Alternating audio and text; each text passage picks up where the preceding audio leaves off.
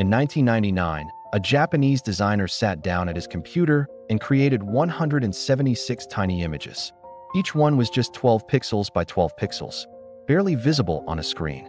He had no idea that these simple drawings would become one of the most influential communication systems in human history.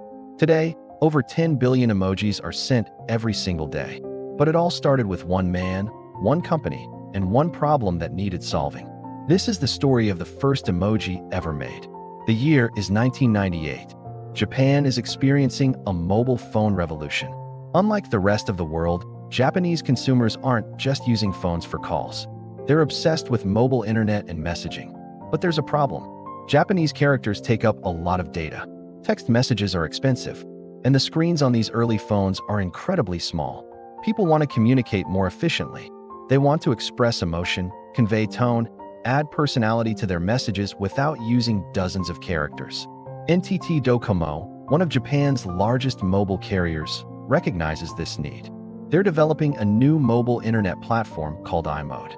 It's designed to bring email, news, and messaging to mobile phones in a way that's never been done before. But they need something extra, something that will make their platform stand out. They need a way for people to communicate complex ideas quickly. And that's where Shigetaka Kurita comes in. Shigetaka Kurita is part of the Emoji development team. He's 25 years old, a designer and engineer, and he's been thinking about this communication problem deeply. He looks at how people are already trying to add emotion to digital text. There are kanji characters that can represent feelings. There are symbols on pagers that convey basic information. There are even early emoticons, simple combinations of punctuation marks that create faces. The smiley face emoticon, close parenthesis, had been around since 1982 when a computer scientist named Scott Fahlman proposed using it to mark jokes in online forums. But Kurita sees an opportunity to go further. What if, instead of typing out characters to create expressions, you could just insert a small picture?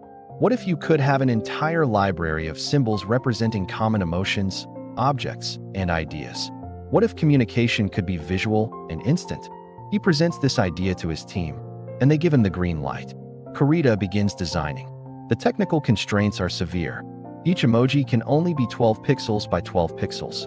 The early mobile phone screens can barely display more than that. He works within this limitation, creating the simplest possible representations of ideas. He draws inspiration from multiple sources. Japanese manga, which uses visual symbols to convey emotion and action. International signage, which communicates across language barriers. Weather symbols that everyone understands. Chinese characters, which are already visual representations of concepts. Over several months in 1999, he creates 176 emojis. They're divided into categories. Facial expressions: happy, sad, angry, surprised, confused. Weather: sun, cloud, rain, snow, lightning. Transportation: car, train, airplane, bicycle. Technology: phone, computer, television. Symbols: heart, star, musical note, question mark. Activities: running, walking, working. Food and drink: rice ball, coffee, beer. Each one is incredibly simple. Just enough pixels to be recognizable. Just enough detail to convey meaning. But together, they create something revolutionary. A visual language that anyone can use regardless of what language they speak. In 1999, NTT DoCoMo launches Emoji with Kurita's emojis built in. The response is immediate and overwhelming. Japanese users love them. Teenagers start using emojis to add personality to their messages. Business people use them to soften the tone of professional emails. Everyone discovers that these tiny pictures can communicate nuance that words sometimes can't. The emojis become so popular that competing mobile carriers in Japan start creating their own emoji sets. But there's a problem. Each carrier uses different images for the same concept. An emoji sent from one carrier looks completely different on another carrier's phone. Sometimes they don't display at all. It's communication chaos. This fragmentation continues for years. Emojis remain popular in Japan but don't spread globally because there's no standardization. Until 2010. In 2010, the Unicode consortium makes a historic decision. Unicode is the organization that standardizes text characters across all computers and devices worldwide. They ensure that an typed on one device appears as an on every other device. They decide to do the same thing for emojis. They incorporate emojis into Unicode version 6.0, creating a standardized set that works across all platforms and devices. Suddenly, emojis aren't just a Japanese phenomenon anymore. Apple adds an emoji keyboard to the iPhone. Google adds emojis to Android. Microsoft, Facebook, Twitter, everyone starts implementing them. And the floodgates open. By 2015, emojis are everywhere. The Oxford Dictionary declares the face with tears of joy, emoji the word of the year. By 2020, there are over 3,000 emojis in the Unicode standard. By 2024, emojis are used by 92% of the online population. Over 10 billion emojis are sent every single day. All because of 176 tiny 12 by 12 pixel images created by a 25-year-old designer in 1999. Today, Kurita's original emoji set is considered so culturally significant that it's part of the permanent collection at the Museum of Modern Art in New York. That's right. The same museum that houses works by Picasso, Van Gogh, and Monet also displays these 176 pixelated images. Because they recognized what Kurita created wasn't just a cute feature for phones. It was a new form of human communication. Think about what emojis have done. They've bridged language barriers. A heart emoji means the same thing in English, Japanese, Arabic, or Spanish. They've added emotional context to text communication. You can tell if someone is joking, serious, sarcastic, or sincere based on the emoji they use. They've created new forms of expression. Entire conversations happen in just emojis. People create emoji art.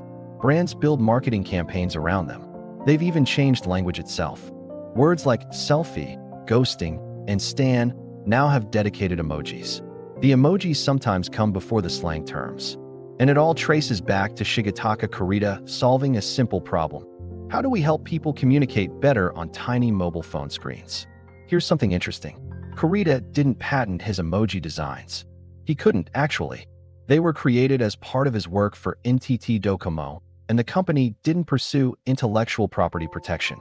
So while his creation is used billions of times every day by people all over the world, Kurita himself didn't become wealthy from it. He's not a household name. Most people who use emojis every day have no idea who created them. But his impact on global communication is undeniable.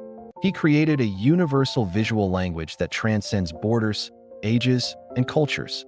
He gave humanity a new way to express emotion in an increasingly digital world, all with 176 tiny pictures, each 12 pixels by 12 pixels. Of course, emojis have evolved far beyond Kurita's original vision. His emojis were simple, functional, limited by technology. Modern emojis are detailed, colorful, animated. They include diverse skin tones, gender options, cultural symbols from around the world. We've gone from 176 emojis to over 3,000. We've added complex emotions, obscure objects, specific gestures, entire professions. But the core principle remains the same. Visual symbols that communicate quickly and clearly. Pictures that convey what words sometimes can't. That's what Kurita understood in 1999, and that's why his creation changed the world. The first emoji ever made was part of a set of 176 images, created in 1999 by Shigetaka Kurita, designed to solve a simple communication problem on early mobile phones in Japan. Today, those emojis are in a museum, and their descendants are used 10 billion times a day, from 12 by 12 pixels to a global communication revolution. That's the power of a simple idea executed well. That's the story of the first emoji. Every emoji has a story. This one started them all.